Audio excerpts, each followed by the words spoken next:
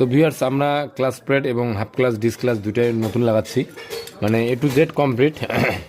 আর বিষয় হচ্ছে আমরা যেটা জেনুইন সেটা ইনস্টল করতেছি, কারণ জেনুইন পার্টসে লংজিভিটিটা অনেক বেশি পাওয়া যায় এবং গাড়ি অনেক স্মুথলি চলে। আমরা হাফ ক্লাসটাও অরিজিনালটা নিয়ে আসছি, আমরা এটা এখন ইনস্টল করব।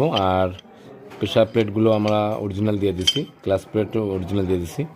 তো যাই হোক, এই হচ্ছে অবস্থা। আমরা এখন বডিতে ইনস্টল করব, আর ইনস্টল করার পরে আমরা মোবিলটাও টিভিএসের মোবিল ইউজ করব, আমরা লোকাল মোবিল ইউজ করব না, কারণ এই বাইকটা মোটামুটি 70,000 প্লাস চলছে ক্লাস প্লেটে।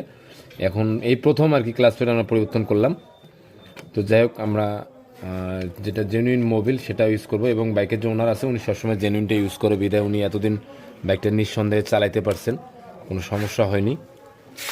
তো যারা বাইক ইউজ করেন আমি তাদেরকে বলবো আপনারা অবশ্যই জেনুইন পার্টস ইনস্টল করার চেষ্টা করবেন, তাতে করে কী হবে আপনার বাইক চলে অনেক মজা